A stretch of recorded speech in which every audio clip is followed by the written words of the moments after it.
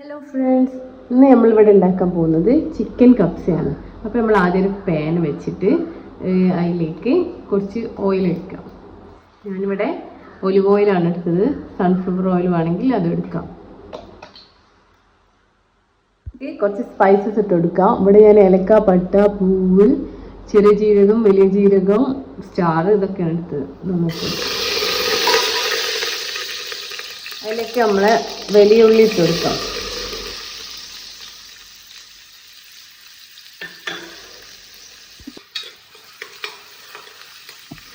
വഴന്ന് വരുമ്പോൾ അതിലേക്ക് നമുക്ക് വെളുത്തുള്ളി, ഇഞ്ചി, ചെറിയുള്ളി ഒന്ന് ചതച്ചത് ഇട്ട് കൊടുക്കാം.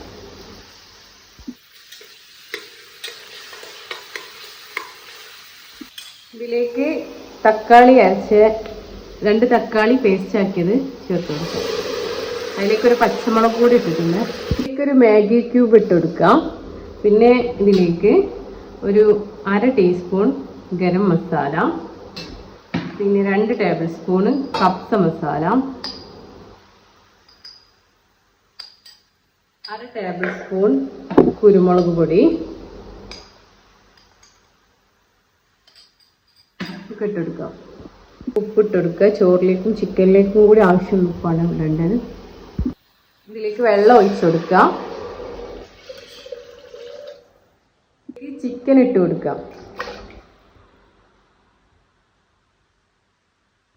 തിളച്ച് വരുമ്പോൾ ഇതിലേക്ക് അരി ഇട്ട് കൊടുക്കുക. ഞാനിവിടെ റേഷൻ അരിയാണ് എടുത്തിരിക്കുന്നത്. നിങ്ങൾക്ക് വേണമെങ്കിൽ മറ്റേ ബസ്മതി അരി വേണമെങ്കിൽ എടുക്കാം. കുക്കർ അടിച്ച് വെച്ചിട്ട് ഒരു ഹൈ ഫ്ലെയിമിൽ 1 വിസിലും ലോ ഫ്ലെയിമിൽ 2 വിസിലും വേവിച്ചെടുക്കാം. അപ്പോൾ നമ്മൾ ടേസ്റ്റി ആയിട്ടുള്ള കപ്സ് ഇവിടെ തയ്യാറായിട്ടുണ്ട്.